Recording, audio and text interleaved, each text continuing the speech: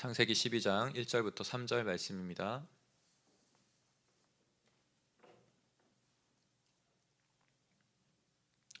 네, 우리 짧은 말씀이기 때문에 함께 합독해서 같이 읽습니다. 여호와께서 아브라함에게 이르시되 너는 너의 고향과 친척과 아버지의 집을 떠나 내가 내게 보여줄 땅으로 가라. 내가 너로 큰 민족을 이루고 내게 복을 주어 내 이름을 창대하게 하리니 너는 복이 될지라.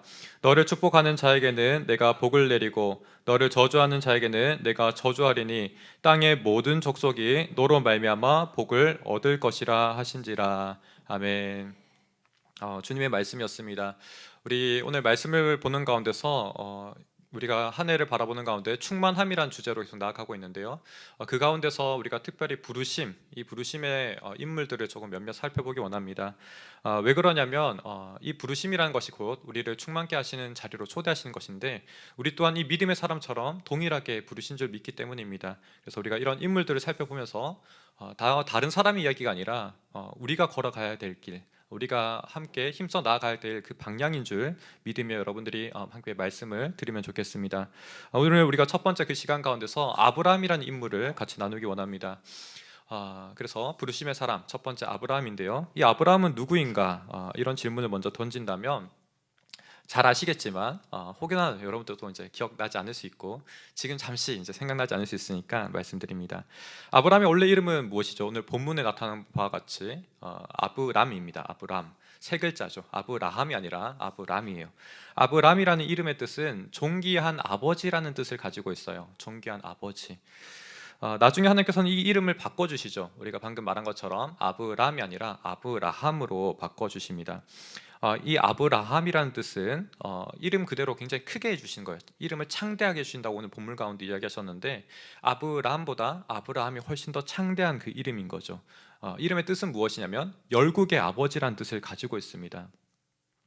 그러니 이 아브라함의 지금 인생을 보더라도 이 이름의 국면을 통해서 이 사람이 얼마나 지금 달라진 인생을 살아가는지 우리가 보게 됩니다.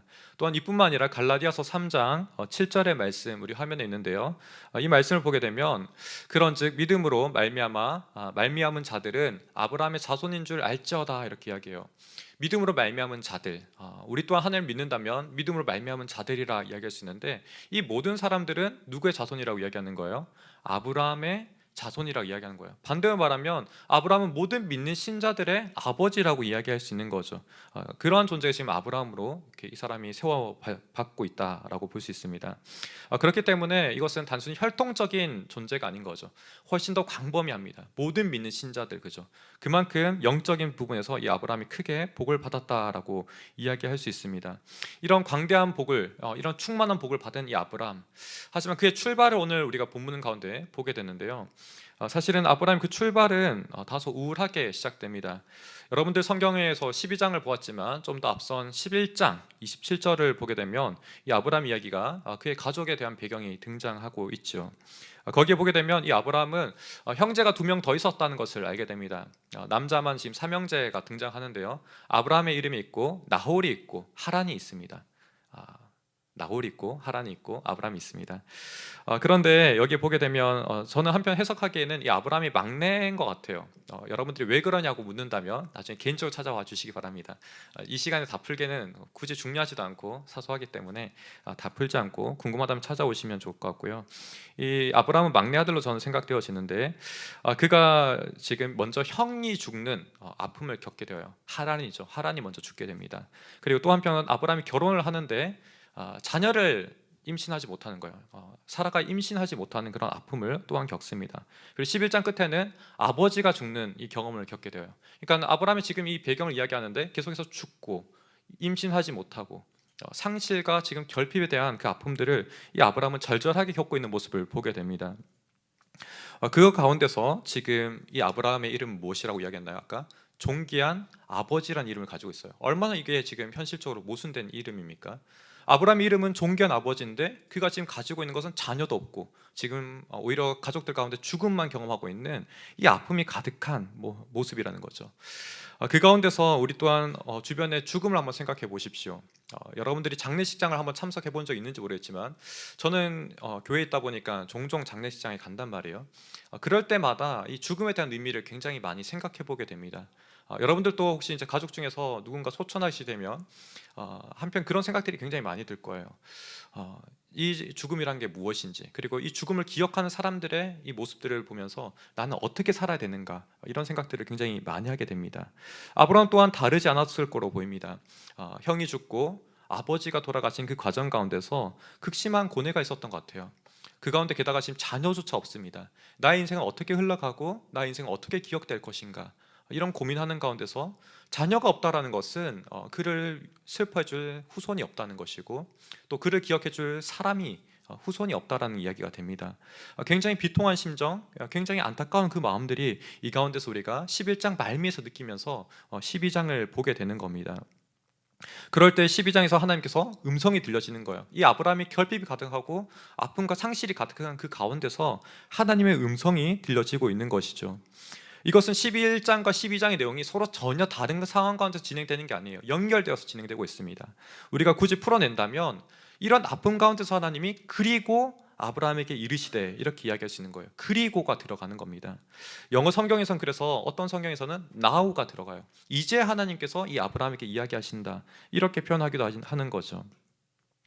이처럼 고난 가운데서 하나님께서는 우리에게 음성을 바라시는 거예요. 우리는 그 음성을 들을 때 진정으로 어떻게 나아가야 되는지 비로소 인생의 해답을 찾을 수 있는 것이죠. 그렇다면 하나님께서는 첫 번째 그에게 들려주셨던 말은 가라라는 명령인데, 이 명령을 왜 주셨는가 우리가 한번 살펴보기 원합니다. 12장 1절 말씀입니다. 하나님께서는 가라라는 명령을 주셨는데, 우리 1절 말씀 같이 합독하겠습니다. 시작.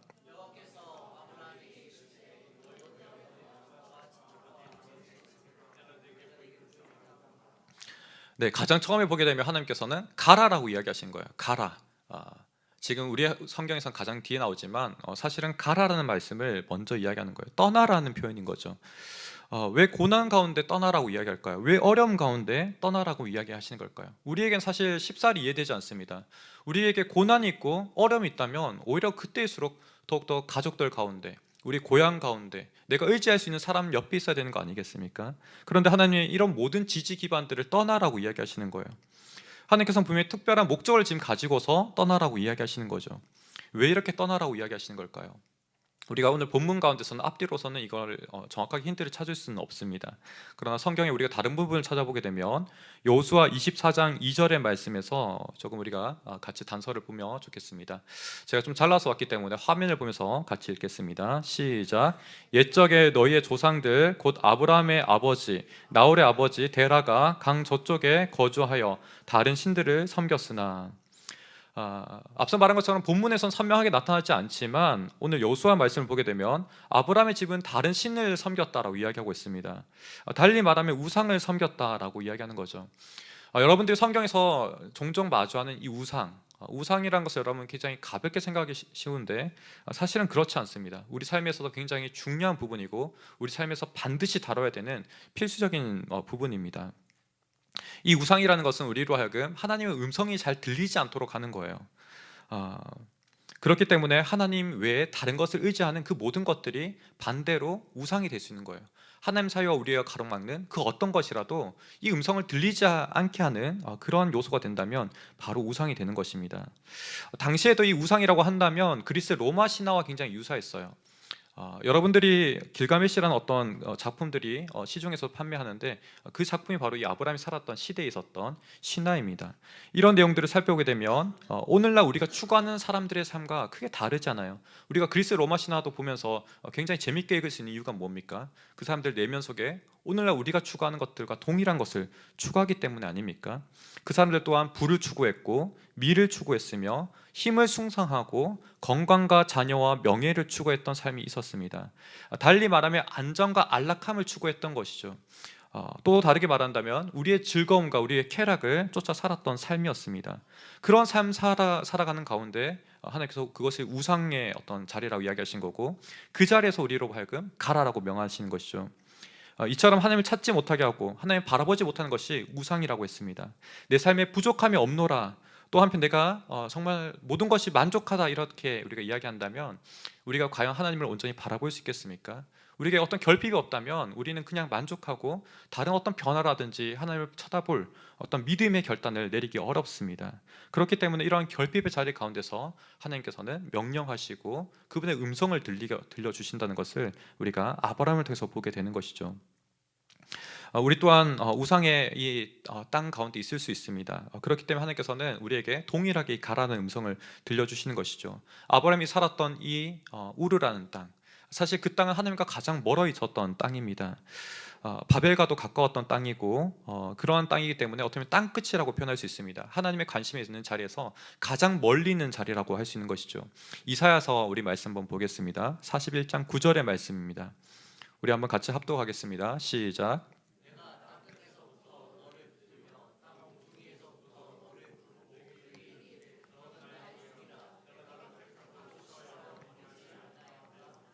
지금 이 말씀은 사실 이스라엘이 포로 가운데서 바벨론 땅 가운데 포로 가운데서 이제 돌아올 때 하나님께서 희망의 메시지를 주시고 있는 거죠. 하지만 동일하게 지금도 마찬가지인 거예요. 그 당시에도 하나님께서 이 바벨론 땅 가운데서 이들을 돌려보내시는 것을 땅 끝에서 땅 목통에서 너희를 불렀다라고 이야기하지만 아브라함 또한 마찬가지인 거예요. 갈대아 우르는 훨씬 더 동쪽에 있는 그 땅입니다. 그 가운데서 하나님께서 부르시는 거예요. 가라라고 이야기하시는 거예요. 바로 이러한 가운데서 하나님께서 우리로 하여금 그 자리에 있는다면 하나님을 계속해서 지속해서 예배하고 바라보기 어렵기 때문에 그 땅으로부터 떠나라고 이야기하시는 것이죠. 이것을 조금 더 영적으로 우리가 설명한다면 골로새서 1장 13절의 말씀과도 동일하게 볼 수 있겠습니다. 말씀 한번 읽어보죠. 시작. 그가 우리를 흑암의 권세에서 건져내사 그의 사랑의 아들의 나라로 옮기셨으니. 우상을 섬기는 그 자리 가운데서 우리가 하나님을 경험하는 것은 굉장히 어렵습니다. 오히려 그분을 집중할 수 있는 곳, 어떻게 보면 달리 말한다면 다른 의지할 것이 없는 곳으로 보내시는 것이 오히려 그분을 전적으로 의지하게 되고 그분의 음성에만 우리가 귀를 기울일 수 있게 되는 것이죠. 지금 골로새서 1장 13절의 말씀도 동일하게 우리에게 흑암의 그 자리에서는 하나님을 알 수 없음을 이야기하는 것이죠. 그렇기 때문에 우리의 자리를 옮겨서 그의 사랑의 나라로 하나님의 성품을 알 수 있는 그 자리로 옮기셨다라는 이야기를 들려주고 있습니다. 우리 지도를 한번 살펴보도록 하죠. 저기 지도를 보면은 앞서 말한 것처럼 가장 동쪽에 있는 자리가 우르입니다. 그리고 조금 우리가 위로 보면은 바벨이 있고, 저 바벨은 사실 굉장히 성경적으로 상징적이 많은 부분이죠. 우리가 우리의 이름을 내자라고 이야기하면서 사람들이 함께 사람의 힘으로, 인간의 힘으로 탑을 쌓아 올렸던 자리입니다. 우리의 이름을 내자라는 이야기였던 거죠. 우상이 가장 팽배했던 그런 상징의 자리입니다. 계속해서 성경에서는 반복되어지죠. 바벨론 제국이 세워지고 요한계시록에서도 바벨이 계속 이야기됩니다. 저러한 땅 가운데서 하나님께서 우리를 부르시는 거예요. 그 다음에 아브라함이 이동합니다. 어디로 이동하냐면 하란 땅까지 이동하는 거예요. 여러분들이 보시기에 파란색에서는 가장 왼쪽에 있는 위치입니다. 그런데 저 모든 지역들은 사실 어떤 동일한 유사한 문화권이라고 이야기할 수 있어요. 동일하게 우상을 숭배하고 있고 또 강의 지류들이 동일하게 흐르고 있는 안락함과 뭐라고 할까요? 그런 부와 충분히 안전한 그런 땅이라고 이야기할 수 있는 거죠. 저 땅에서 다시 한번 하나님께서는 1차적으로 우르에서 부르셨지만 오늘 본문에서는 하란에서 다시 출발한 걸로 보이는데 그 하란에서부터 가라는 명령을 주시는 거예요. 이제 아브라함은 어떻게 보면 믿음의 모험을 해야 되는 거예요. 믿음의 결단을 해야 되는 거예요. 오직 하나님만 바라보는 그 자리로 가게 되는 거예요. 친족들도 떠나고 아버지 집도 떠나고 의지할 수 있는 저 안전한 환경들을 떠나서 새로운 개척의 그 땅을 향해서 나아가야 되는 상황 가운데 있는 거죠. 왜 하나님께서는 이렇게 부르신다고 이야기했나요? 오직 하나님께 모든 음성을 집중하도록 그렇게 부르시는 거예요. 우리가 전혀 낯선 곳에 간다고 생각해 봅시다. 모든 것이 불안하죠. 모든 것이 우리가 의지할 것이 없는 것일 겁니다. 어디로 나아가야 될지, 또 내가 밟고 걸어가는 그 모든 발걸음들이 기반이 탄탄한지 아니면 불안한지 우리가 너무 늘 염려되는 상황 가운데 있을 것입니다. 그 가운데 우리에게 혼란이 있을 때 음성이 들린다고 생각해 봅시다. 하나님의 음성, 하나님의 음성이 어디로 가야 될지 우리에게 들린다면 우리에게 한편으로는 그 음성의 방향대로 나아갈 수 있지 않겠습니까? 그래서 다른 것을 의지하는 것이 아니라 오직 그분의 음성에만 우리가 집중하도록 주님께서는 저처럼 가도록 또 낯선 땅으로 지금 부르고 있음을 우리가 보게 되는 것이죠. 이런 측면을 보게 되면 아브라함께 한편으로는 가족들을 다 떠나라 이야기하시는 것들, 그것은 우리에게 신앙은 지극히 개인적인 문제인 것을 다시 한번 보게 합니다. 우리가 개인적인 결단 가운데서 하나님 앞에 나아가야 된다는 거죠. 그분을 우리가 정말 그분과 나의 이 관계 속에서 집중해서 그분의 음성을 듣고자 하는 것, 바로 이것이 신앙의 출발이라고 이야기할 수 있습니다. 이러한 말씀은 누가복음 10장에서도 동일하게 나타나는데요. 제가 화면 가운데는 가져오지 않았기 때문에 제가 읽어드리겠습니다. 있습니다. 누가복음 14장 26절과 27절의 말씀입니다. 물은 내게 오는 자가 자기 부모와 처자와 형제와 자매와 더욱이 자기 목숨까지 미워하지 아니하면 능히 내 제자가 되지 못하고, 누구든지 자기 십자가를 지고 나를 따르지 않는 자도 능히 내 제자가 되지 못하리라. 이 말씀은 단순히 가족을 버리라는 이야기를 하시는 게 아니에요. 부모를 단순히 버리고 형제 자매를 버리라는 이야기를 하시는 게 아니에요. 무엇을 이야기하냐면 우선순위를 이야기하는 거죠. 주님이 가장 중요하다는 것을 이 가운데 들려주고 계신 거예요. 주님의 음성을 듣는 데에 방해된다면 때로는 가족과 척을 질 수 있다 할지라도 척을 져야 된다는 이야기를 들려주고 있는 거예요. 지금 아브라함도 동일합니다. 우상이 팽배한 가정, 우상을 섬기는 그 가정 가운데서 떠나야지만 하나님의 음성이 들려질 수 있고, 그분이 무엇을 원하시는지, 그분의 성품은 무엇인지, 그분을 인격적으로 아는 것은 무엇인지 이제 경험할 수 있다라는 거예요. 그렇기 때문에 저 자리를 떠나라고 이야기하고 있는 것이죠. 이러한 아브라함의 도전은 정말 믿음의 도전이라고 이야기할 수 있습니다. 어떻게 보면 무리를 걸어가는 그런 베드로의 심정과 같지 않을까 싶어요. 베드로 또한 폭풍우 치는 그 가운데서 주시어든 나로 하여금 오게 하소서 할 때 주님께서 오라 하셨을 때 그 음성에 집중해서 나아갔던 것처럼 이 아브라함 또한 하나님께 철저하게 의존해서 어디로 나아가야 될지 묻고 또한 멈추라 하는 그 자리 가운데 멈추게 되는 이러한 음성에 의지하는 아브라함의 모험을 우리가 보게 됩니다. 우리 또한 이처럼 주님의 음성에 늘 귀를 기울이고 그분이 내게 무엇을 말씀하시는지 들을 수 있는 우리가 되어야 될 줄 믿습니다.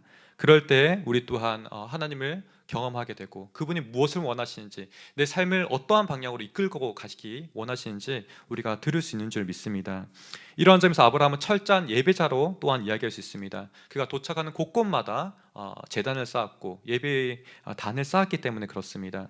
어떤 사람들은 상수리 마을 나무가 있는 그 자리에 아브라함이 제단을 쌓았다, 처음에 그렇게 이야기하는데요. 이 상수리 나무 또한 어떻게 보면 그 당시에 예배 장소를 얘기할 수 있습니다. 하지만 하나님을 예배한 장소가 아니라 우상을 섬기는 장소였죠. 그 자리 가운데 아브라함이 제단을 쌓았다는 것은 오히려 대항하듯이 이런 이방의 문화, 세상의 문화에 대항해서 하나님을 예배하는 그런 예배의 문화를 세웠다라고 이야기할 수 있습니다. 이런 부분이 참 합당하게 느껴집니다. 우리가 어디를 가든지 그분께 우리가 집중하고 그분을 예배하는 삶, 그분의 예배의 장소를 세우는 삶이 우리에게 이 아브라함과 같은 신앙의 삶이라고 다시 한번 이야기할 수 있는 것이죠. 그렇기 때문에 하나님께서는 이렇게 우리에게 다시 말하면 그분의 음성에 대해서 순종하고 그분의 말씀대로 나아가는 삶을 요구하고 있다라고 이야기할 수 있습니다. 우리 히브리서 11장 8절의 말씀 한번 보도록 하죠. 말씀 같이 읽습니다. 시작. 믿음으로 아브라함은 부르심을 받았을 때 순종하여 장래 유업으로 받을 땅에 나아갈새 갈 바를 알지 못하고 나아갔으며. 지금 아브라함이 어디로 가는지 알지 못하는 저 상황을 히브리서 저자는 해석하기를 믿음으로 나아갔고 또 한편으로는 순종하여서 나아갔다라고 이야기합니다. 아브라함이 지금 나아가는 저 발걸음은 한편으로는 하나님을 향한 믿음 아니었으면 우리가 나아갈 수 없음을 말씀 가운데 보게 되고, 또 한편 그의 발걸음은 순종함이었다라는 것을 우리가 분명하게 보게 되는 겁니다. 우리에게 있어서 가장 중요한 것은 그렇게 음성을 들을 때 이 음성대로 우리가 결단해서 나아가는 것, 바로 그것이 가장 중요한 것임을 다시 한번 보게 됩니다. 한편 아브라함에게는 어떠한 약속이 주어졌을까요? 어떠한 약속을 주었을 때 아브라함이 용기 있게 또 결단을 내리며 나아갔을까요? 우리가 비단 아브라함이 순종을 잘해서 나갔다면 그의 자랑이고 그의 공로라고 이야기할 겁니다. 하지만 그게 아니라 아브라함께 훨씬 더 크신 복을 약속한 하나님이 계셨기 때문에, 그의 삶을 이끌어 가신 하나님이 계셨기 때문에 우리가 이 아브라함의 삶이 가능했음을 보게 되는 것이죠. 우리 또한 늘 우리에게 희망을 두는 것이 아니라 하나님께 소망을 두고 하나님께 희망을 두기 때문에 이 아브라함과 같은 삶을 우리 또한 동일하게 기대할 수 있는 거예요. 그렇기 때문에 이 약속이 무엇인지 우리가 다시 한번 살펴보기 원합니다. 네, 화면 한번 넘겨주시면, 네. 하나님의 약속은 무엇인가? 우리 창세기 12장 2절과 3절 말씀 한번 보도록 하겠습니다. 네, 화면 같이 보면서 읽겠습니다. 시작. 내가 너로 큰 민족을 이루고 내게 복을 주어 내 이름을 창대하게 하리니 너는 복이 될지라. 이어서 3절 읽습니다. 너를 축복하는 자에게는 내가 복을 내리고 너를 저주하는 자에게는 내가 저주하리니 땅의 모든 족속이 너로 말미암아 복을 얻을 것이라 하신지라. 우리 다음 슬라이드 보면은 2절 말씀만 있는데요. 저 말씀을 보게 되면 아브라함에게 주는 약속이 지금 무엇으로 주어지고 있나요? 우리 핵심적인 키워드만 잡아낸다면 처음에는 민족이 있죠, 그렇죠? 그리고 또 무엇이 있나요? 이름이 있습니다. 이름.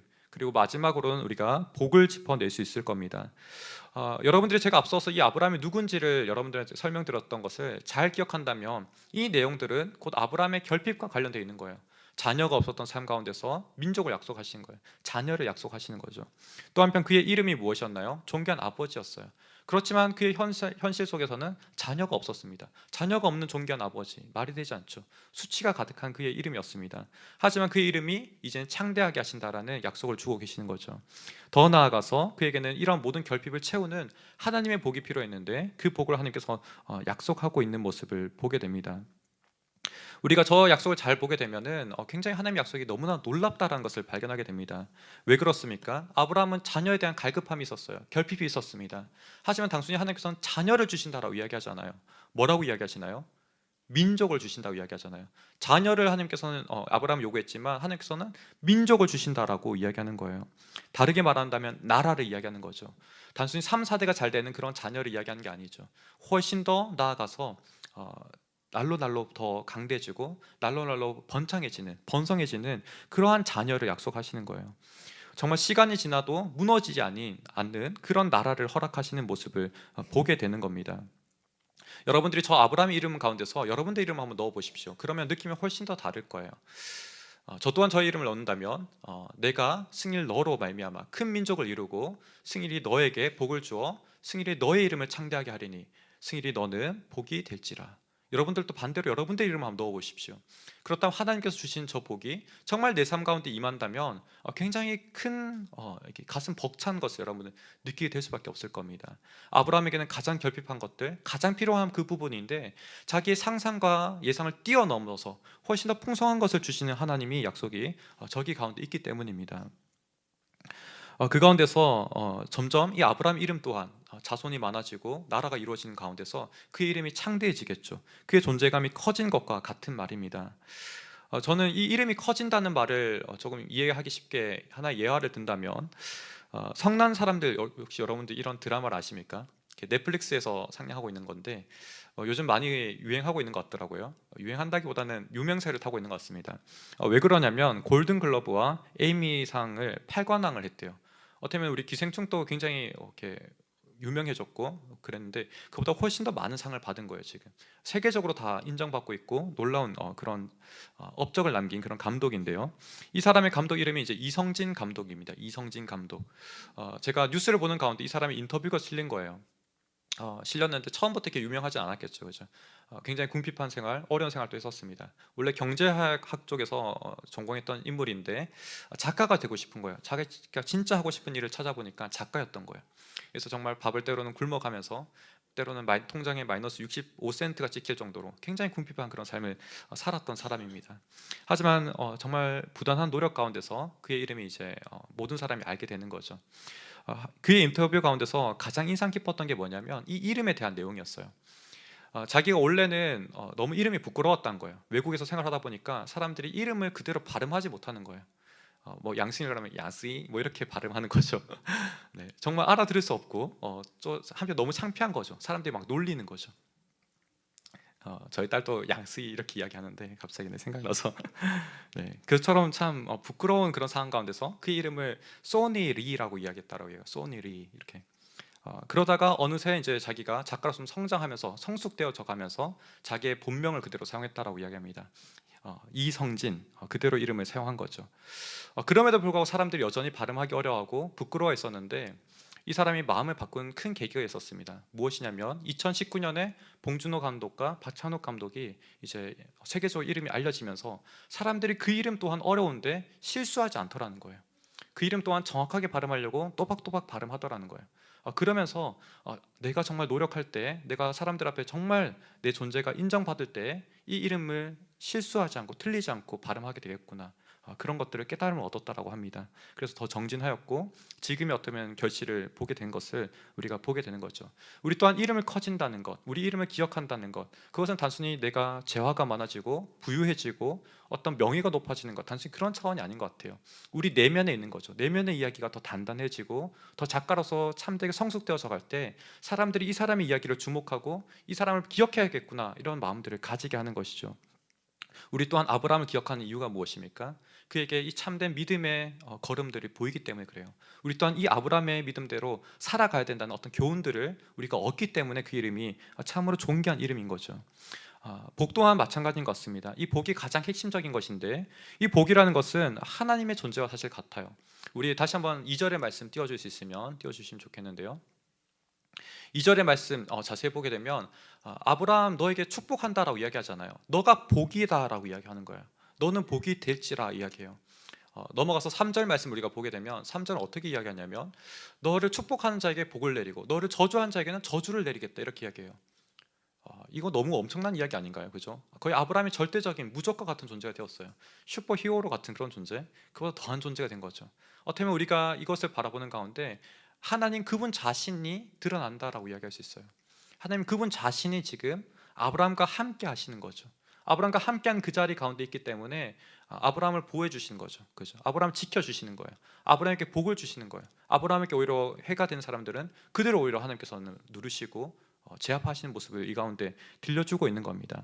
하나님의 동행하심이 우리에게는 어떻게 보면 가장 큰 지극한 복이라고 이야기할 수 있는 거예요. 아브라함 삶에 있어서 가장 핵심적인 이야기가 지금 저와 같은 이야기를 들려주고 있는 것이죠. 여러분들 또한 그렇기 때문에 우리에게 뭐 자녀가 필요 없다, 뭐 여러 가지 필요 없다라고 이야기할 수 있지만 저 절대적인 하나님의 복만큼은 아브라함과 동일한 거예요. 아브라함에게 주셨던 저 복이 우리에게 동일하게 필요한 거예요.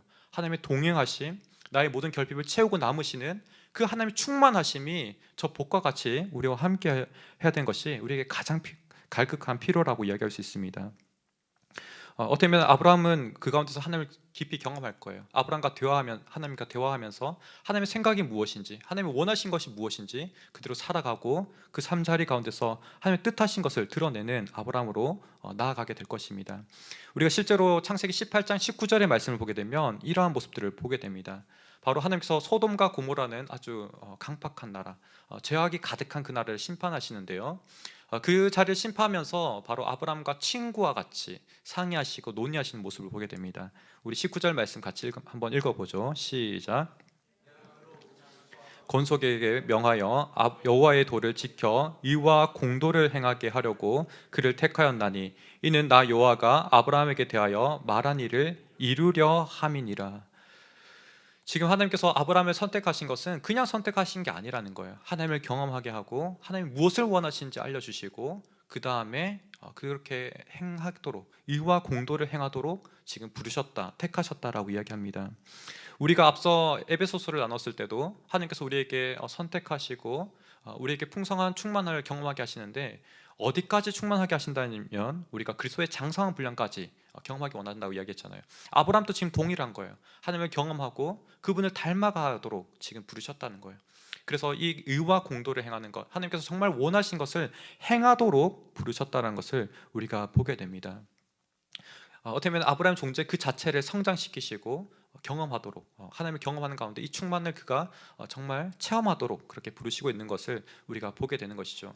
그렇기 때문에 이 아브라함에게 가장 중요한 것은 이 복이라고 이야기할 수 있습니다. 그의 삶을 지극히 가득히 채우고 이제는 다른 사람들 또한 이 복된 것을 전해줄 수 있는 존재, 그저 하나님께서 지키는 정도가 아니라 그 존재 자체가 성장해서 정말로 다른 사람에게 복을 줄 수 있는 존재로서 하나님께서 만들어 가신다는 것을 이 가운데 보게 되는 것이죠. 우리가 다시 한번 이 말씀을 정리하는 가운데 우리가 기억할 이 아브라함은 누구인지, 또 우리에게 실전적인 사항들은 무엇인지 다시 한번 되짚어 보기 원합니다. 우리 화면 넘겨주시면 기억할 아브라함은 누구인가? 우리가 앞서는 아브라함은 누군가라고 이야기했다면 우리가 이제 기억하고서 우리에게 적용할 이 아브라함은 누구인가라고 한번 살펴보기 원합니다. 하나님께서는 이 아브라함에게 정말 위대한 약속을 주셨습니다. 우리에게도 동일하게 사실 그의 유업을 약속하셨죠. 에베소서 가운데서도 하나님의 그 기업의 풍성함을, 그 기업의 영광의 풍성함을 알기를 원한다라고 바울이 기도했던 것을 여러분들 지난 시간 가운데 기억하실 겁니다. 우리에게도 여전히 아브라함의 복을 주시기 원하시고 채우시기 원하시는 하나님이 계십니다. 그렇다면 우리는 어떻게 실전적으로 나아가야 되겠습니까? 우리에게도 동일하게 너는 복이 될지라 하나님께서 약속하시고 이야기하신다면 우리는 이 가운데 어떤 부분에서 아브라함을 배우고 또한 실전적으로 나아가야 되는 것인가, 이렇게 질문하는 것이죠. 하나님께서는 우리에게 늘 상상의 범위를 뛰어넘어서, 우리의 예상을 뛰어넘어서 늘 축복하시고 약속하십니다. 하지만 이 약속과 더불어 하나님께서는 반드시 명령을 함께 주시는 거예요. 뭐라고요? 약속과 더불어 명령을 주시는 거예요. 우리 처음에 기억했던 명령 뭐였죠? 가라라는 명령이 있었잖아요. 그죠? 가라라는 명령. 그 명령을 함께 주시면서 이 약속을 주신 거예요. 약속을 이미 눈에 가시적으로 보여주지 않았습니다. 가시적으로 어떤 약속을 들어주지 않으셨어요. 그저 미래형으로 다 약속하셨어요. 미래형으로 보여줄 땅으로 가라. 보여준 땅이 아니라 보여줄 땅으로 가라고 이야기하신 거예요. 이런 가운데서 우리에게 약속과 명령은 함께 왔는데, 이 명령을 수행하는 과정 속에서 우리가 약속을 경험하는 거예요. 우리가 한 걸음 내디디면 한 걸음만큼 약속이 경험되어지는 거예요. 두 걸음 내디디면 두 걸음만큼 이 약속이 경험되어지는 거죠. 우리가 순종하지 않는다면, 반대로 안 한다면 이 약속을 경험할 수 있나요, 없나요? 없는 거예요. 아브라함이 가라고 이야기했는데 계속 하란에 머물러 있다면 하나님이 원하시는 그런 사역들이 펼쳐지지 않는 거예요. 볼 수가 없는 거예요. 어떻게 하나님의 어떤 성품들을 알 수 있겠습니까? 고난 가운데 어떻게 하나님과 대화할 수 있겠습니까? 여전히 안락함 가운데서 그냥 자기 삶을 만족할 뿐인 거예요. 하나님이 믿음 가운데서 도전하라고 이야기할 때 도전하고, 걸음을 옮길 때, 나아갈 때, 때로는 불안정하지만, 때로는 두렵지만, 때로는 너무 염려와 걱정이 가득하지만, 그곳으로 나아갈 때 하나님께 오히려 질문하게 되고, 하나님의 음성에 내가 귀를 쫑긋 기울이게 되고, 그분과 비로소 대화가 시작되는 거죠. 그런 자리 가운데서 점점 하나님을 깊이 알아가고, 때로는 실수할지라도 이 아브라함을 지켜주시고 보호하시고 다시 원하시는 자리로 하나님 이끌으시는 하나님의 그 강력한 구원의 손길을 우리가 거듭해서 이 아브라함 산 가운데 보게 되지 않습니까? 우리 또한 동일한 점 있습니다. 우리 또한 여러분들 믿음의 순종의 발걸음을 떼야 됩니다. 멈춰 있는 것이 아니라 한 걸음이라도, 정말 한 걸음이라도 여러분 옮겨야 돼요. 하나님께서 무엇을 원하시는지 듣기 원한다고. 정말 제가 한 걸음이라도 옮기기 원합니다. 여러분 움직여야 돼요. 우리 사실 여러분들 곳곳에 그런 자리들 있습니다. 기도할 처소들, 자리들 있어요. 우리 수품 기도회도 있고, 여러분 새벽 기도회도 있고, 여러 가지 많은 자리들이 있습니다. 또한 여러분들 성경을 읽어 나가는 것이 어렵다면 저를 활용하세요. 마음껏 활용하세요. 막 이렇게 옷자락을 잡고 막 쥐고 흔드세요, 여러분들. 이제 시작하는 말씀 묵상들, 그런 것들도 활용하세요. 여러분들이 할 수 있는 모든 것들을 다 방편들을 활용해서 하나님의 음성을 듣기를 간절히 간구하고, 분명히 여러분들 가운데 말씀하실 것입니다. 다만 우리가 그것을 듣지 못하는 거예요. 우리가 뭔가 목매어 있다면, 내가 어떤 한 곳에만 모든 시선에 국한되어 있다면 우리가 듣지 못하는 거죠. 하나님이 가장 나의 자리에 있어서 최우선이 될 때 우리가 들릴 수 있는 거예요. 우리의 집을 떠나서, 너의 아버지의 집을 떠나서 떠날 때에 우리가 비로소 하나님의 음성이 들리는 거예요. 왜냐하면 그분이 나의 삶에 가장 중요하기 때문에 그렇습니다. 여러분 삶의 자리 가운데서 하나님이 가장 존귀하시고 하나님의 음성이 여러분들 귀에 가장 강력하게 들리는 여러분들 되시기를 간절히 축복합니다. Just do it. 우리가 정말 하나님의 말씀에 그저 나아가는 우리가 되기를 간절히 소망합니다. 우리 히브리서 11장 8절 말씀 보겠습니다. 다시 우리 한번 같이 큰 소리로 읽습니다. 시작.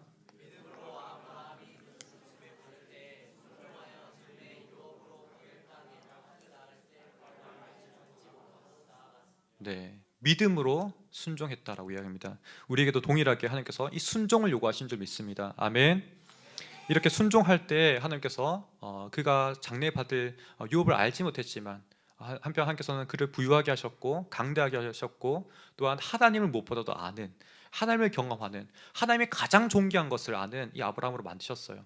때로는 이삭을 주셨지만, 자녀를 주셨지만 그 자녀 또한 내게 다오라고 이야기했을 때 자녀조차 내어드릴 수 있는 이 아브라함이 되었던 거죠. 자녀보다, 주신 것보다 더 귀한 하나님을 경험하고 하나님만큼은 포기할 수 없습니다라는 그 신앙대로 우리가 이 가운데 보게 되는 거예요. 여러분들, 이 하나님은 우리가 그 무엇과도 비교할 수 없는 가장 존귀한 분이시고 우리가 절대 포기할 수 없는 분이시란 것을 다시 한번 믿음으로 고백하는 여러분들 되시기를 소망합니다. 여러분, 만약 우리가 순종하기 어렵다면 우리 로마서 5장 19절의 말씀을 의지해서 나아가는 여러분 되기를 다시 한번 축복합니다. 로마서 5장 19절입니다. 함께 읽죠. 한 사람이 순종하지 아니함으로 많은 사람이 죄인 된 것 같이 한 사람이 순종함으로 많은 사람이 의인이 되리라. 저기 한 사람은 누구를 가리키는 겁니까? 바로 우리 주 예수 그리스도를 가리키는 거죠. 주님으로 말미암아 우리 모두는 주님 안에 있는다면 우리는 순종할 수 있는 존재인 거예요. 우리 힘으로 순종할 수 없다면 여러분들 주님을 의지하고 나아가십시오. 예수님을 의지하고 나아가십시오. 예수님의 그 손을 붙잡고 나아가십시오. 그렇다면 여러분들의 발걸음은 이전과 다르게, 이전의 삶과 다르게 새로운 삶을 경험하게 될 거예요. 보라, 이전 것은 지나갔고 새 것이 되었도다라고 이야기하잖아요. 그렇죠? 우리 주님 안에서는 모든 것이 새로워지는 거예요. 새롭게 출발할 수 있음을 여러분들이 주님 안에서 믿으며 나가기를 다시 한번 축복합니다. 우리 이 시간 다시 한번 이 아브라함 믿음을 기억하면서 우리 삶의 자리 가운데 결연하게 결단하기 원합니다. 믿음의 순종의 한 걸음을 옮기는 우리가 되기를 간절히 소망합니다. 우리 이 시간 함께 찬양하며 나아가도록 하죠. 때로는 하나님께서 우리를 부르시는 그 음성들이 내게 두려움을 일으킬 수도 있습니다. 어디로 나아가야 될지 그 한 걸음 한 걸음 참 조심스럽고 무서울 수 있습니다. 하지만 우리가 하나님을 경험하며 할수록 그분의 음성을 들으면 들을수록 내게 참된 평안과 위로를 주는 줄 믿습니다. 이 시간 우리가 찬양하면서 이러한 믿음의 고백 올려드리기 원합니다.